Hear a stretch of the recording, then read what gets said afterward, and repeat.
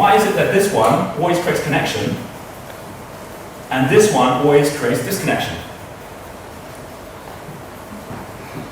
So basically, the reason that XL Nation, in my view, as we sat and we said from first principles, what could we create? The reason for me it works, why it sings to me, is because there are 4 components in it, just like the 4 components within the base of our DNA, and they work in exactly the same way as well. The first one is something called knowledge. That every time in my life that I have had a breakthrough is because I've achieved and I've received new knowledge, either from a mentor or from an example of something I've seen, and I go, you know what, if I did it that way instead of this way, gosh, that would change my result. And I'll have these paradigm shifts as a result of knowledge. Knowledge is very different from information. What's different of these two things? Information is something which is not yet applied. In fact, information is trivial and it is based on trivia, which is why if you go to YouTube and you look for the ones with the most hits, they're the ones which people are willing to look at because they're just most trivial. They're the ones that create the most trivia. And as a result of that, you can't go to find the most useful one. You can't. Whereas knowledge is applied information. It's not just taking a YouTube video, it's taking a YouTube video, it's putting it into XL Nation, and it's saying, by the way, we actually invested 20 minutes of our time on this video in our circle because we thought it was going to be useful, and here's the way we're now applying that information. We watched Martin's relationship video, and at the end of it, what happened was we had Stuart who says, I'm actually going to use this with my business now, and this is how. You know, we actually had Kerry who says, actually, this is what happened in my life and this is the difference it made. So when you go to that video, you see that's the #1 which has been actually used in circles and has been voted on the basis of its usefulness and the way that you can use it as opposed to just trivia. And anyone who's willing to actually get the whole circle to say, we're going to spend some time on that, there's now a filtering process that you could not get on your own, but you can get with a circle.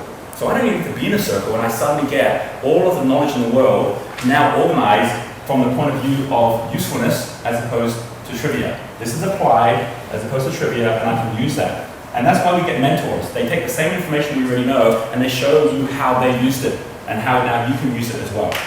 Entirely different. Does everyone see the value of having something at that level? Yeah. Not just videos, you've got audios, you've got stories. Can you see yourself looking at information differently if you actually saw yourself as an ambassador to XL Nation, where it was your duty? In fact, it's a tax that you pay. This is not monetary tax. It's a tax from the point of view of your effort. To say, if you're going to be part of XL Nation, you must contribute some knowledge. And it doesn't even have to be yours. It can be something you read somewhere that you now want to say, this is some knowledge I had and I must put it in there because that's the tax I pay for actually being part of XL Nation. There's a second part.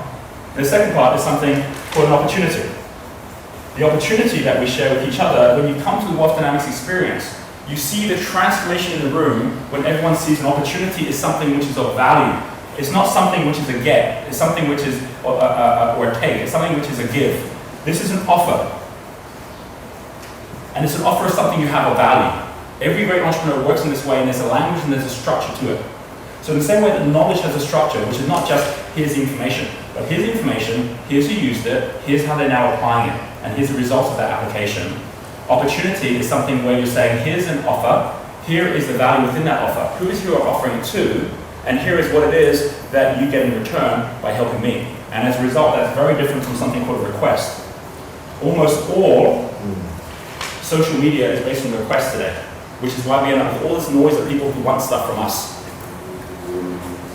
In fact, all of education is based on requests, which is actually asking for answers, or asking for information, or asking for a response, as opposed to an opportunity or an offer.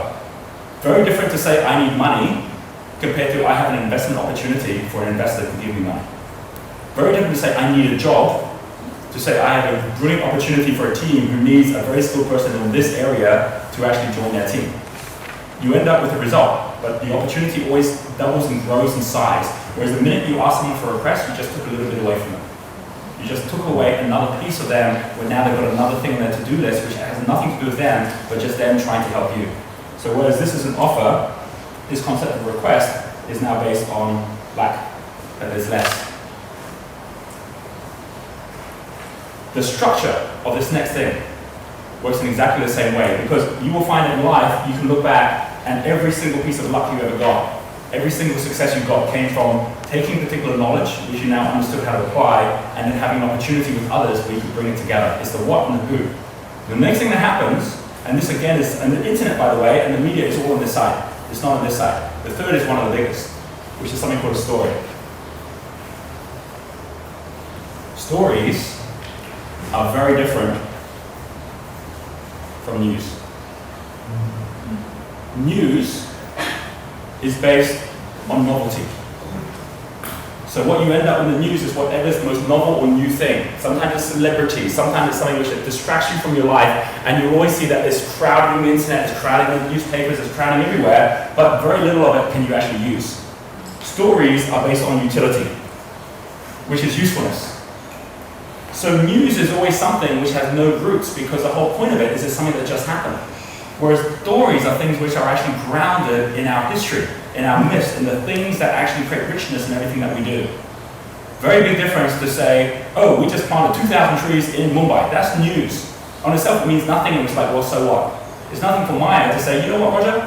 This week, we just planted 2,000 trees in Mumbai. And this is a story that she shared just 2 days ago. Now, at that point, she went through the structure of a story, which is different from news, because news is structured around sensationalism. So as long as you're sensational, you can hang off the story from there, but make it quick before you lose their attention.